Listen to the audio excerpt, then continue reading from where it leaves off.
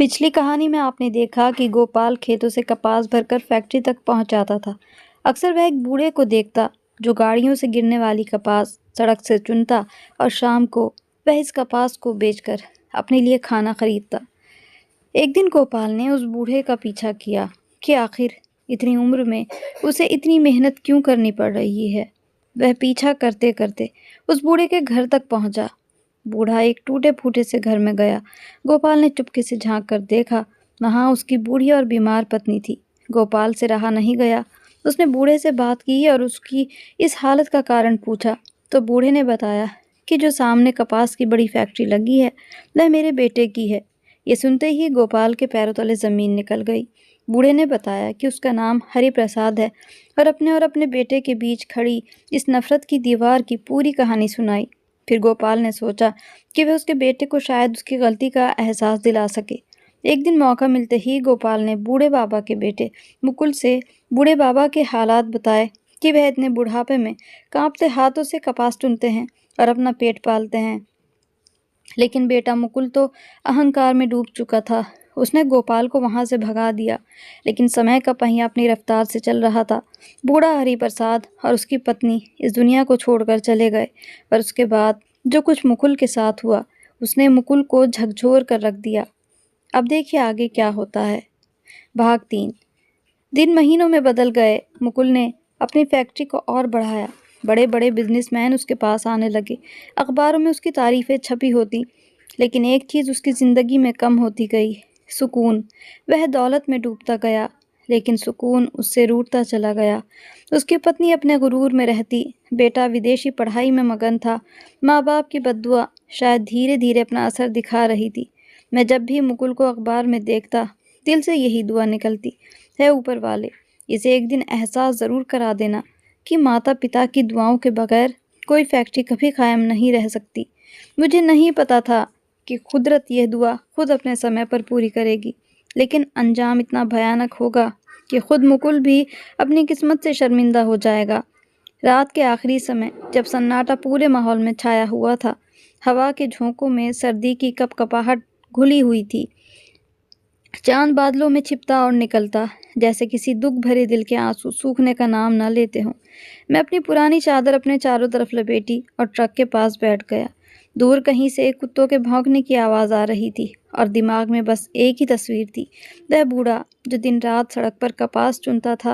वह बूढ़ा और उसकी पत्नी, बीमार पत्नी, मेरी आंखों के सामने ऐसे जिंदा थे जैसे कल ही देखा हो। अचानक मेरा दिल उदास हो गया।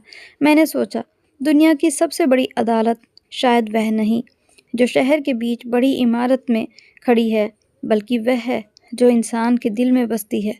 तकदीर की अदालत। वहाँ ना कोई जज होता है, ना वकील। सिर्फ इंसान के अपने कर्म उसके खिलाफ गवाही देते हैं। मुकुल का चेहरा अब भी मेरी आंखों में ताज़ा था। एक समय था जब वह फैक्ट्री के दरवाजे पर खड़ा मजदूरों पर चिल्लाता रहता था, हुक्म चलाता था। चमकती गाड़ियाँ, ब्रांडेड लिबास और अहंकार में डूबा उसका बोलने का अंदाज, जैसे सारी दुनिया उसके कदमों में हो। लेकिन जब मैं उसके पिता के आंसू देखता था तो दिल के अंदर कोई चिंगारी भड़क उठती थी। वह चिंगारी अब शोला बन चुकी थी। मैंने याद किया जब पहली बार मुकुल ने मुझसे कहा था, मैं अपने माता पिता को नहीं रख सकता, उन्होंने मेरे बचपन में मुझे जलील किया। मैंने उस समय सिर्फ उसे इतना कहा था, बेटा, माँ बाप की मार में भी दुआ छिपी होती है, बद्दुआ नहीं। लेकिन मुकुल के कानों पर जूं तक ना रेंगी। समय के साथ फैक्ट्री की इमारतें ऊंची होती गईं, लेकिन मुकुल के दिल की दीवारें भी पत्थर बन गई थी। उसके पिता का साया दुनिया से उठ गया और उसके बाद वह बूढ़ी माँ भी खामोशी से इस दुनिया से विदा ले गई। मैंने खुद उन दोनों की अर्थियों को कांधा दिया। जिस समय उनकी चिता जल रही थी तो ऐसा लगा जैसे मुकुल की किस्मत पर आखिरी मोहर लगाई जा रही हो। चंद साल के बाद जब मैंने सुना कि मुकुल 4 धाम की यात्रा पर गया है तो दिल ने कहा, शायद तौबा की रोशनी उसके दिल में उतर गई हो। लेकिन जब वह वापस आया तो उसके चेहरे पर नरमी नहीं बल्कि एक नया अहंकार था। वह अपने अच्छे कर्मों को लोगों के सामने गिनवाता और फैक्ट्री की तरक्की के किस्से सुनाता, लेकिन कभी भी अपने माता पिता का जिक्र ना करता। मैं जब भी उससे मिलने गया वह मुस्कुराकर कहता कि किसी ने कहा है 4 धाम की यात्रा सारे पाप धो देती है। अब मैं पूरी तरह से पवित्र हूँ और मैं हर बार धीरे से कहता, तकदीर की अदालत में कोई धाम के कागजात नहीं होते, बल्कि वहाँ तो आंसू पेश किए जाते हैं। मुकुल के आंसू। समय गुजरता गया, फैक्ट्री और तरक्की करती गई। मजदूरों की संख्या सैकड़ों से हजारों तक पहुंच चुकी थी। मुकुल का बेटा पढ़ा लिखा और समझदार था, लेकिन वह भी पिता की तरह अहंकारी था। एक दिन मैंने उसे देखा कि वह मजदूरों पर हाथ उठा रहा है। मैंने उसके पास जाकर कहा, बेटा ये अत्याचार ना करो, ये तो वही हाथ है ना जैसे तेरे दादा कपास चुनते थे। उसने हंसते हुए कहा, दादा वह तो गरीब लोग थे, हम बिजनेसमैन हैं। मैं खामोश हो गया। मैंने महसूस किया कि जुल्म अहंकार विरासत की तरह नसों में उतरती है। फिर एक दिन वह हुआ जिसने पूरे शहर को हिलाकर रख दिया। मुकुल की फैक्ट्री में कपास का बड़ा जखीरा था। मुकुल की फैक्ट्री कपास से भरी हुई थी। मजदूर दिन रात काम में लगे थे। अचानक रात के समय चिंगारी उठी, शायद किसी मशीन से या किसी लापरवाही से, और पलों में शोले आसमान को छूने लगे। कपास के गालों ने आग को ऐसा पकड़ा कि पूरी फैक्ट्री भस्म हो गई। मैं भी वहां पहुंचा। लोग चीख रहे थे, आग बुझाने की कोशिश कर रहे थे, लेकिन मुकुल बेहोश था। जब होश आया तो उसने पूछा, मेरा बेटा कहाँ है? किसी ने कहा, वह तो अंदर था, बच नहीं सका।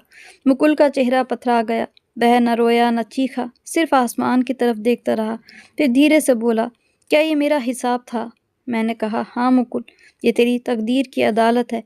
यहाँ देर हो सकती है, अंधेर नहीं होती। कुछ ही महीनों बाद मुकुल को फालिज हो गया। वह एक कोने में पड़ा रहता। नौकर दूर से खाना रखकर चले जाते। बिस्तर गंदगी से भर जाता, लेकिन उसके पास कोई नहीं था। एक दिन उसने कांपती आवाज में कहा, ड्राइवर, तुम ठीक कहते थे। पिता की सख्ती तो नसीब वाले लोगों को मिलती है। मैंने जो फसल बोई थी, आज उसी का फल काट रहा हूँ। मुकुल का हाथ जो ठंडा और कमज़ोर हो चुका था, मैंने उसे पकड़ कर कहा, मुकुल, कानून की अदालत में देर ज़रूर होती है, पर फैसला हमेशा न्याय के साथ होता है। उसकी आंखों से 2 आंसू ढुलक गए। उसकी आंखों से लगातार आंसू बहने लगे थे, शायद पछतावे के, शायद शर्मिंदगी के। उस दिन मुकुल ने जाना कि इस दुनिया की सबसे बड़ी अदालत वही है जो इंसान के अपनी ही अंतरात्मा में खड़ी होती है, जहाँ झूठ, धन दौलत और ऊंचे ऊंचे पद किसी काम नहीं आते। सिर्फ एक प्रश्न गूंजता है, क्या तूने अपने माता पिता का धर्म और कर्तव्य निभाया? बाहर रात गहरी होती जा रही थी। ठंडी हवा के झोंकों के साथ एक अजीब सी खामोशी पूरे माहौल पर छा गई थी। फैक्ट्री की जली हुई इमारत अब राख में बदल चुकी थी। जहाँ कभी मशीनों की आवाज़ें गूंजा करती थी, वहाँ अब केवल जले हुए लोहे की तीखी गंध बाकी रह गई थी। मैं उस सुनसान जगह के सामने खड़ा था। सड़क के उस पार मुकुल के महल जैसे घर की खिड़कियां बंद पड़ी थी। ना कोई रोशनी, ना कोई आहट, मानो वहां से जीवन ही विदा हो चुका हो। मैंने आसमान की तरफ देखा। दिल से एक पुकार निकली, प्रभु, ये कैसा न्याय है? कभी वह बूढ़ा पिता भूखा सोता था और कभी बेटा अकेलेपन की आग में जलता है। फिर भी तेरे फैसले कभी गलत नहीं होते। कुछ दिनों बाद मैंने सुना कि मुकुल को फालिज ने पूरी तरह अपंग कर दिया है। मैंने हिम्मत की और उसके घर की ओर चल गया। दरवाज़ा खटखटाया तो नौकर ने दरवाज़ा थोड़ा सा खोला। अंदर से एक भयानक दुर्गंध फैली हुई थी, मानो किसी लावारिस शरीर की गंध हो। मैंने भीतर कदम रखा तो मुकुल बिस्तर पर अर्ध बेहोश पड़ा था। चेहरा पीला, आंखें धसी हुई, होठ सूखे और फटे हुए, शरीर पर घाव। वह एक हाथ भी नहीं उठा पा रहा था। मैंने धीरे से कहा, मुकुल, मैं हूँ वही ड्राइवर जिसने तेरे पिता हरिप्रसाद को खेतों में कपास चुनते देखा था। उसने बड़ी मुश्किल से आंखें खोली। चेहरे पर पहचान की हल्की सी लहर दौड़ी। हाँफते हुए बोला, क्या मेरे अंत को देखने आए हो? मैं उसके पास बैठकर बोला, नहीं, मैं वो न्याय देखने आया हूँ, वह फैसला जिसे इंसान भूल सकता है पर भगवान कभी नहीं भूलते। मुकुल की आंखों से आंसू बह निकले। वह टूटी हुई आवाज़ में बोला, मैंने बहुत पाप किए। मैंने सोचा था कि दान, तीर्थ यात्रा और गरीबों को दी गई मदद सब पापों को मिटा देगी, पर नहीं, सब वापस लौट आया, जैसे कोई कर्ज जिस पर ब्याज बढ़ता ही जाता है। मैं चुपचाप उसके चेहरे को देखता रहा। दिल मन ही मन कह रहा था, ये वही मुकुल है जो अपने अभिमान में भगवान को भी भूल गया था, और आज वही मुकुल अपने ही शरीर का कैदी बन चुका है। कुछ दिनों बाद उसने खुद ही धीमी आवाज़ में अपनी कहानी सुनानी शुरू की। ड्राइवर, उसने मुश्किल से होंठ हिलाए, मैं अपने पिता से नफरत करता था। वह कठोर थे, ज़रा सी गलती पर मार देते थे। मैं समझता था कि वो मुझसे प्रेम नहीं करते, लेकिन जब मैंने अपनी फैक्ट्री बनाई और जब मैंने अपने बेटे को बिगड़ते हुए देखा, तब समझ आया कि मेरे पिता की मार असल में प्यार था, सच्चा प्यार। मैंने कहा, तुमने बहुत देर कर दी मुकुल इस बात को समझने में। वह बोला, हाँ, बहुत देर। भगवान की अदालत में देर नहीं होती, पर इंसान की समझ हमेशा देर से खुलती है। उसके बाद कई दिनों तक मैं उससे मिलने जाता रहा। वह कभी बात करता, कभी चुपचाप छत को देखता रहता। एक दिन मैंने देखा, अपनी बीमारी और टूटी हुई हालत में वह अब भी कागज़ पर कुछ लिखने की कोशिश कर रहा था। वह कुछ लिख रहा था। मैंने पूछा, क्या लिख रहे हो मुकुल? उसने टूटी हुई आवाज़ में कहा, अपनी कोई विरासत नहीं लिख रहा, मैं एक सच्चाई लिख रहा हूँ। मैं चाहता हूँ दुनिया जाने कि माता पिता की कठोरता नफरत नहीं, बल्कि सुरक्षा की दीवार होती है, जो किसी भी संतान को बिगड़ते नहीं दे सकती। अगर माता पिता की डांट या मार ना मिले तो फिर उस बच्चे का बिगड़ना तय है। मुकुल का अंतिम समय बहुत पास था। मैं उसके पास बैठा था। कमरे में अंधेरा था और दीवार पर लगी घड़ी टक टक कर रही थी, मानो उसके जीवन के आखिरी पल गिन रही हो। मुकुल ने धीरे से मेरा हाथ पकड़ा। ड्राइवर, एक बात कहना चाहता हूँ। मैं उसके करीब झुक गया। वह बोला, जब मेरे पिता हरि प्रसाद खेतों में कपास चुनते थे, तुमने देखा था ना, वही दिन मेरा असली अंजाम थे। मैंने धन कमाया, सम्मान पाया, लेकिन अपने पिता की दुआएं खो दी। कभी कभी सोचता हूँ, अगर माँ बाप जिंदा होते तो शायद मैं इस बिस्तर का एक टूटा हुआ कैदी ना बनता। मैंने धीरे से कहा, मुकुल, सच्चाई का फैसला दुनिया नहीं करती। सबसे बड़ा फैसला इंसान खुद अपने कर्मों से करता है। जब वह अपनी भूल मान लेता है, यही उसकी सबसे बड़ी प्रार्थना होती है। वह बोला, हाँ, पर मेरी प्रार्थना बहुत देर से शुरू हुई। फिर रुके हुए स्वर में बोला, तो मेरी कहानी दुनिया को सुनाना और समझाना कि अगर कभी किसी पिता को अपने बेटे पर हाथ उठाते देखो तो उसे कठोर मत कहना। वह सिर्फ किस्मत की परीक्षा से गुजर रहा होता है। ये उसके आखिरी शब्द थे। अगली सुबह जब मैं पहुंचा, वह शांत था। आंखें खुली थी, पर शरीर निर्जीव। चेहरे पर अजीब सी मुस्कान, जैसे सत्य का फैसला सुनकर उसे शांति मिल गई हो। मैंने उसके अंतिम संस्कार में कांधा दिया। शमशान में आग की लपटें उठीं और लकड़ियों के चरखने की आवाज़ मानो जीवन के सारे हिसाब बंद कर रही थी। मैं उसकी चिता की राख ठंडी हो जाने तक वहीं बैठा रहा। मेरे मन में एक ही सवाल उठा, सच्चाई की अदालत में न धन काम आता है, न मकान, न पद। बस एक प्रश्न पूछा जाता है, क्या तुमने अपने माता पिता का हक अदा किया? मैंने हाथ जोड़कर प्रार्थना की, ऊपर वाले, हमें इतना बड़ा कभी मत बनाना कि हम अपने माता पिता को भूल जाएं। और इस तरह कर्म की अदालत के बाद सच का फैसला भी पूरा हुआ। वह फैसला न किसी कलम ने लिखा, न किसी जुबान ने सुनाया, बल्कि जीवन ने खुद सुनाया। हवा में पतझड़ की महक थी, पेड़ से पत्ते गिर रहे थे, जैसे समय भी एक एक करके अपनी कहानी पूरी कर रहा हो। लेकिन कहानी अभी पूरी नहीं हुई थी। मुकुल के मरने के बाद मैं कई दिनों तक बेचैन रहा। हर रात जब आंखें बंद करता, एक ही दृश्य उभरता। मुकुल अपने बिस्तर पर तड़प रहा है और उसके माता पिता शमशान की शांति में सोए हुए। मैं सोचता था कि क्या रिश्ता था मेरा हरि प्रसाद से, मुकुल से। शायद इंसानियत का रिश्ता था, जो सारे रिश्तों से बहुत ऊपर होता है और बहुत गहरा भी। एक दिन मैंने निश्चय किया कि उसके घर होकर आऊं। शायद कोई निशानी, कोई शब्द, कोई पत्र जो उसके पछतावे की गवाही देते हो, मुझे वहां से मिल जाए।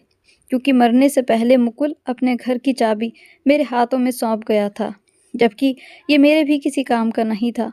मेरा तो अपना घर परिवार था। पर मैं सोचता था कि इंसान इस दुनिया में रहते हुए हर एक चीज़ के लिए लड़ता है, हर एक चीज़ पाने की कोशिश करता है, हसरतें करता है, लेकिन अंत में वह सब कुछ छोड़कर खाली हाथ यहाँ से लौट जाता है। फिर मैं उसके घर पहुँचा। जब मैं उसके कमरे में पहुँचा, हवा में बसी गंध और उदासी भरा सन्नाटा चारों तरफ फैला हुआ था। अलमारी पर एक पुरानी फाइल पड़ी थी, जिस पर धूल जमी हुई थी। मैंने सावधानी से खोला। अंदर एक पत्र रखा था, कांपते हाथों से उसमें लिखा हुआ था, मेरे पिता के नाम, पापों का प्रायश्चित। मैंने पढ़ना शुरू किया। पिताजी, मुझे क्षमा कर दीजिए। मैंने आपको कठोर कहा, आपको गलत कहा, पर वास्तव में गलत मैं ही था। आपकी मार में प्यार था और मैंने उसे नफरत समझ लिया। आपकी चुप्पी में आशीर्वाद था और मैंने उसे श्राप मान लिया। मैं धन में डूब गया, पर शांति कभी न मिल सकी। आपकी चप्पलों की आवाज़, आपके खांसने की आवाज़, सब कुछ आज भी मेरे भीतर जीवित है।